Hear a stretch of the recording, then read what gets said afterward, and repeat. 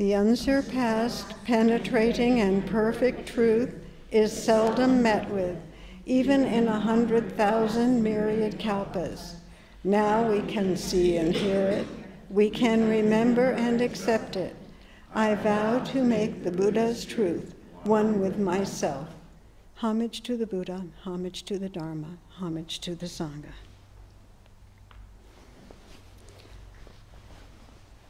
So thank you all for coming on this rainy and gloomy day. Those impaired by physical issues, thank you all for coming. It's good to see everyone. Someone suggested training with stress as a possible topic for this talk, and it struck me as a good idea. There is a fair amount of stress in the world right now. There are wars in Eastern Europe and the Middle East, and in how many other places that we don't even hear about. There are floods, terrible wildfires, earthquakes, climate disaster. The list seems to go on and on. Not to mention issues in the local community, nor in your own home and family. So I'll begin by talking a bit about the nature of stress, what it is, how it arises, and most importantly, what can we do to train with it? The dictionary has a longish definition of stress, including a physical, chemical, or emotional factor that causes bodily or mental tension. And that's the kind of stress I'll be addressing in this talk. There is no shortage of books and articles advising us on how to deal with stress by eating healthy foods, exercising, getting plenty of sleep, drinking lots of water, listening to soothing music, and using various psychological techniques. I'm sure some of those are very helpful. Some even recommend meditation as a stress relief practice. The Buddha used the word dukkha to mean stress. Dukkha can also be translated as suffering, unsatisfactoriness, or dis-ease. I'll be talking here about stress, something that causes bodily or mental tension in the Buddhist context of dukkha. Not long ago, a sentence jumped out at me from a book of Ajahn Chah's teaching. Ajahn Chah, as some of you know, was a great meditation master in the Thai forest tradition, who trained a number of today's Western Theravadan Buddhist monks. What he said that jumped out was, dukkha is noble truth. That short, sweet sentence. Dukkha is noble truth. That is, stress is noble truth. This opened my eyes to a new way of looking at stress. Instead of seeing it only as something to be avoided at all cost or gotten rid of, now it took on a positive quality of noble truth. Those familiar with the Buddha's teaching of the Four Noble Truths will recognize this. The first truth is the truth of stress. All living beings are subject to stress. And this is sometimes translated as life is suffering, which has a gloomy sound to it, doesn't it? I'm not a Pali or Sanskrit scholar, but it makes sense to me to say all living beings are subject to suffering or stress. And from here on, I'm going to tend to use the word stress as the translation of dukkha. So dukkha is noble truth. And it isn't the only noble truth. Following from it are the cause of stress, the cessation of stress, and the way to the cessation of stress. I'll be getting back to these. The Pali Canon names 3 sources of stress: the stress of pain, the stress of fabrication, and the stress of change.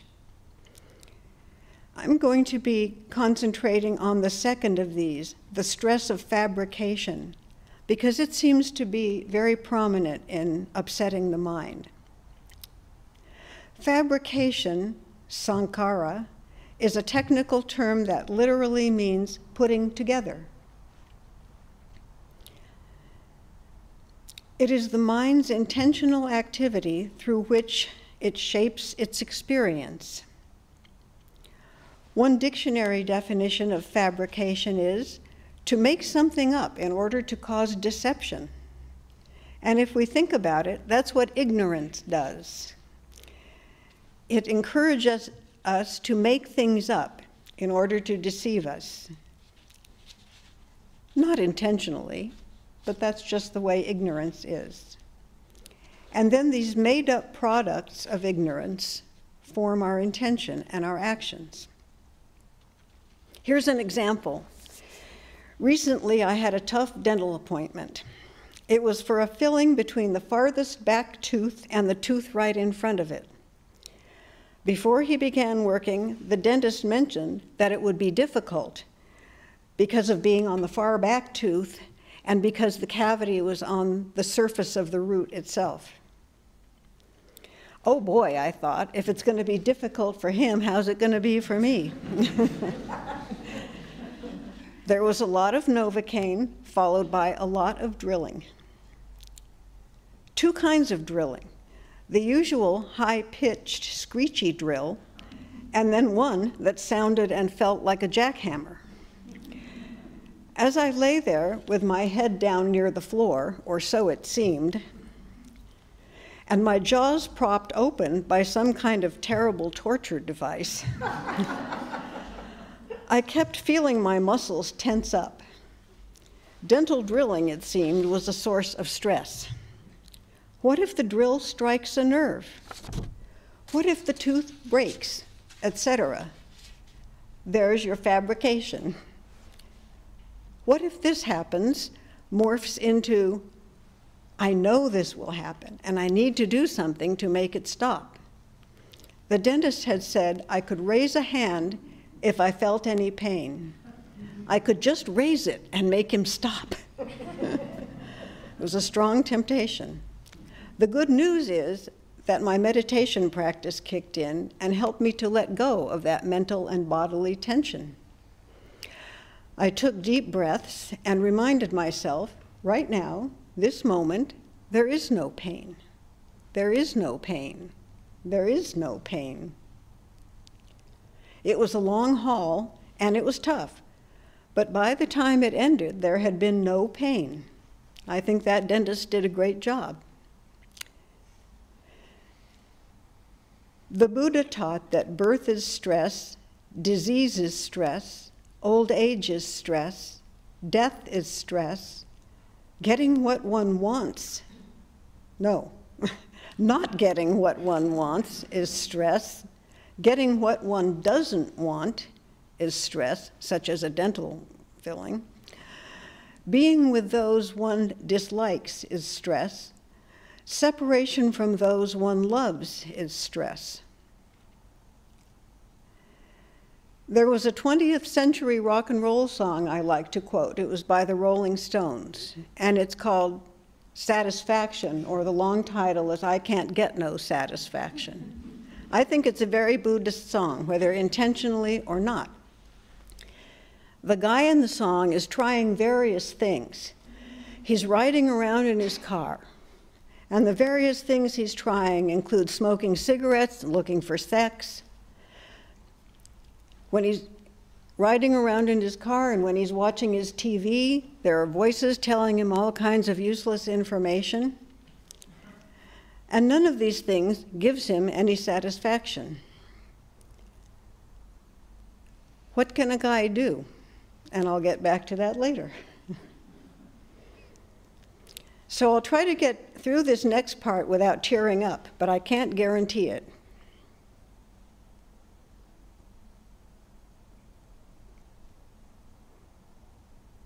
In April 1952, the USA, that is our country, set off the first televised atomic bomb. I was 5 years old. Our TV was new to us then, and the family gathered in the living room to watch this event. First, there was the initial blast, and then the great mushroom cloud rising into the sky. Following on from that, in elementary school, we had periodic disaster drills, and I knew that disaster meant nuclear bomb, where we had to curl up under our seats, put our hands over our heads, and pray. Did anyone really ever think, I wondered, even as a child, that doing this would provide any protection from a nuclear bomb? The threat of nuclear annihilation was the backdrop of my life until the teenage years, when, of course, the hormones kicked in.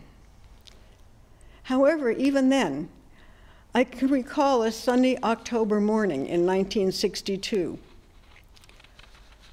when I began the day by wondering whether I preferred to catch the school bus and die at school with my friends, or stay home and die with my family. Being a teenager by then, of course, I chose my friends. That was the Cuban Missile Crisis. All living beings are subject to stress.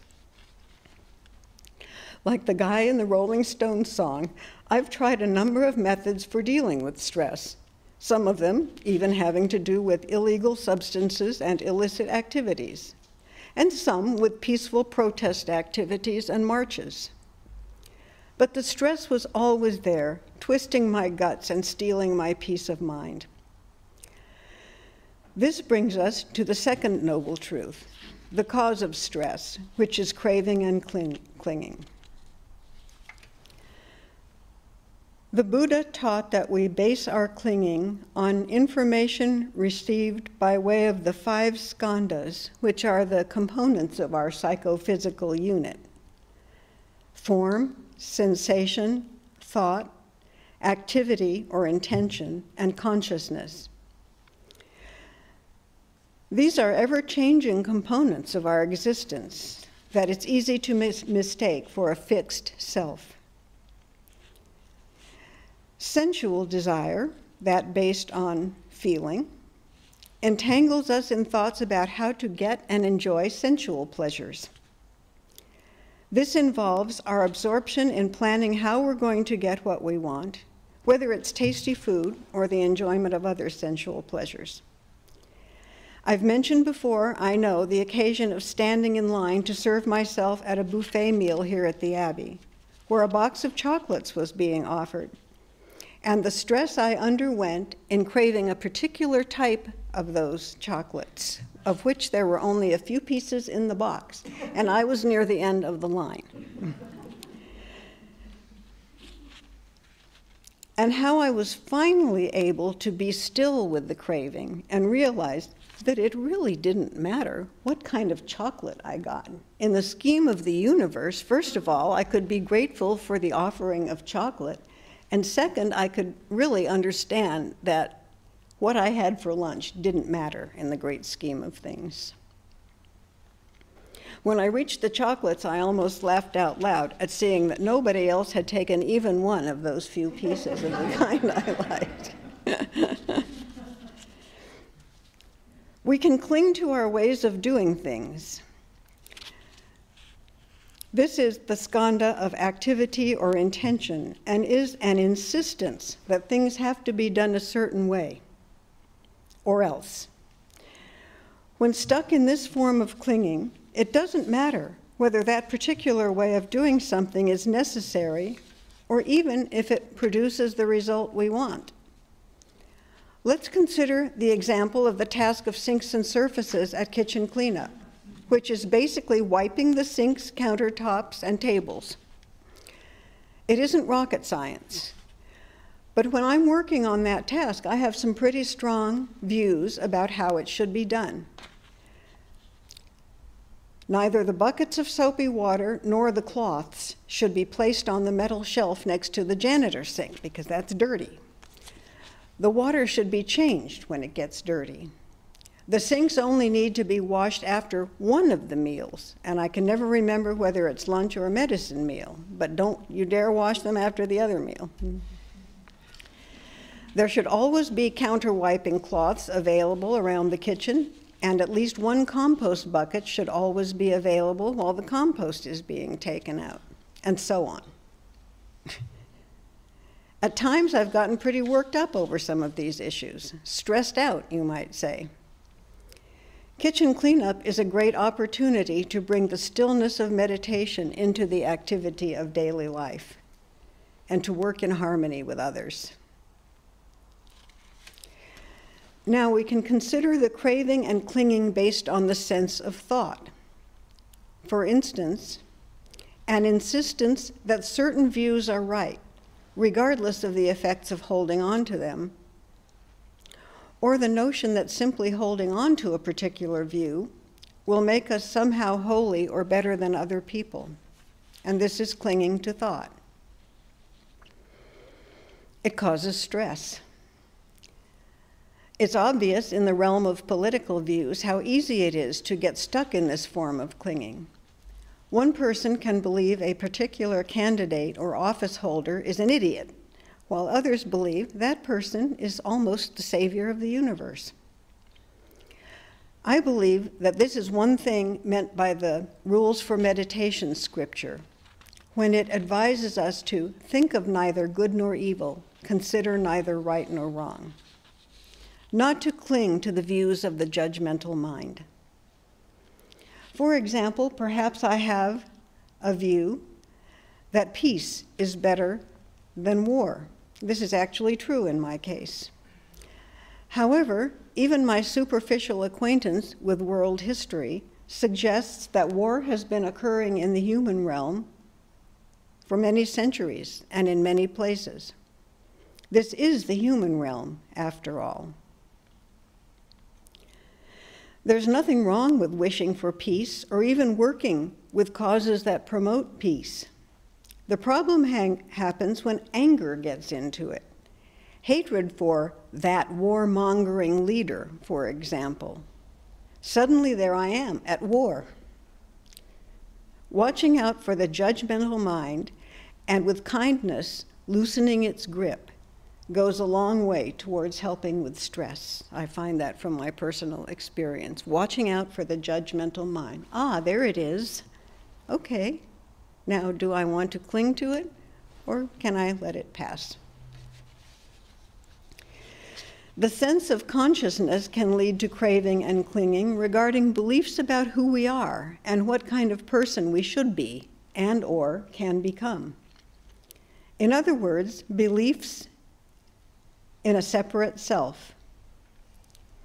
Clinging to the sense of consciousness, we can nourish and maintain an idea of ourselves as a separate and permanent being and begin our fabrications from there. I'm a good or a bad person, for example. Sounds simplistic, but when I take a moment to reflect on this, it appears clearly in my view and thinking. Sometimes as perfectionism. As Buddhist practitioners, we follow a set of moral precepts, not to kill, to steal, to lie, and so on. When I catch myself saying that which is not true, lying, this can contradict the consciousness of myself as a good person or a good Buddhist, or reinforce the notion of myself as a bad person or a bad Buddhist. Say someone apologizes to me for making a sharp remark, and I reply, "Oh, it wasn't so bad." Although well-meaning, this may not be true. It might be a lie. The remark might have been very painful to me. Would it be more helpful or kinder to both the other person and myself if I were to say something like, "Thank you, I appreciate your apology"? That is, to acknowledge rather than dismiss their recognition of their mistake. We all make mistakes, don't we? So now we're going to get down to the crux of the matter, training with stress. How do we do that? The Buddha taught the Noble Eightfold Path as the way to the cessation of suffering. Right understanding, right thought, right speech, right action, right livelihood, right mindfulness, and right meditation. And I'm going to mention a few approaches I've found helpful. First one is taking responsibility, an aspect of right thought. The Buddha taught that each of us is the owner of their karma. This means being mindful that our choices bring consequences, that what happens to us is to a large extent the result of our own choices. I say to a large extent because karma, cause and effect in the moral realm, is only one of the laws of the universe.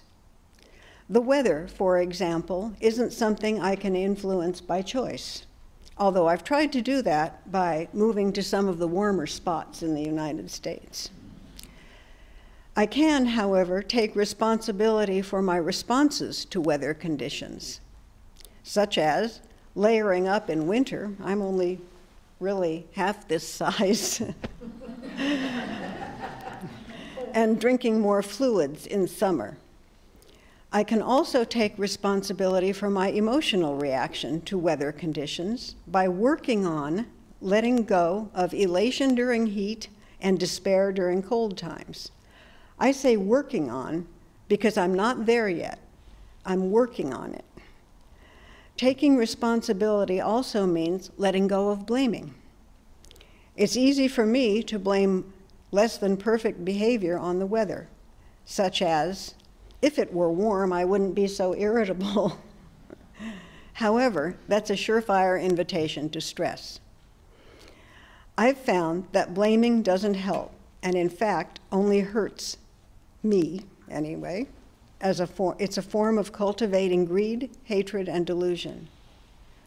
Wise discernment, which we cultivate through practicing meditation and the precepts, can point to actions of our own and others that are helpful and harmful, which can guide our own actions in the future. And this is not the same as blaming. Another remedy for stress is recalling humility. Although we are responsible for our thoughts, words, and deeds, this doesn't mean we're in charge of running the universe. Sometimes, when our actions are less than skillful, rather than blaming and beating ourselves up, stressing out, we can confess to ourselves and to another, if it seems good, that we have done harm and apologize if necessary. In owning up to our mistakes, we resolve to do better, at the same time as realizing that our mistake hasn't resulted in the end of the world. This latter part, realizing that it's not the end of the world, goes a long way in reducing the stress of self-blame. What self is there to blame? As we learn to cherish our small place in the scheme of things, we can also practice gratitude. Reverend Master Oswin has given some fine talks on gratitude, which are on our website. So I'll only say here that I do recommend gratitude. It works well for me as a means of dealing with stress. I find I can't be grateful and stressed out at the same time. And this leads to Reverend Master Jiyu's teaching of doing the very best that we can. That's right action. That it is enough to do the very best we can. If the results aren't what we wanted, there's no grounds for blame. We've done the very best we can. It also helps to trust that others are doing the very best that they can, especially when the judgmental mind steps into the picture. An aspect of generosity, the first of the 6 paramitas, or practices of a bodhisattva, is giving the benefit of the doubt. trusting that the other person who has offended us is doing the best that they can. I find this can be helpful not only in current times, but when resentments based on past relationships arise. Seeing that the person I'm resentful of or mad at was doing the very best they could, and if I can't quite see it, acknowledging that I'm willing to see it and asking the Buddhas and ancestors for help. The final thing I'm going to mention is stillness, including daily practice of meditation, right meditation. Keeping up our practice generates stillness. We can perceive this in those who have been training for a long time. It's what drew me to train with Reverend Master Jiyu. That stillness was extremely visible, obvious. But even after a short time, meditation practice generates a stillness that can keep stress at bay or allow us to live with it without harming ourselves or others. As the scripture of great wisdom teaches, in the mind of the Bodhisattva, who is truly one with great wisdom, the obstacles dissolve. May we all take refuge in this mind of great wisdom and realize the truth. Thank you all for being here.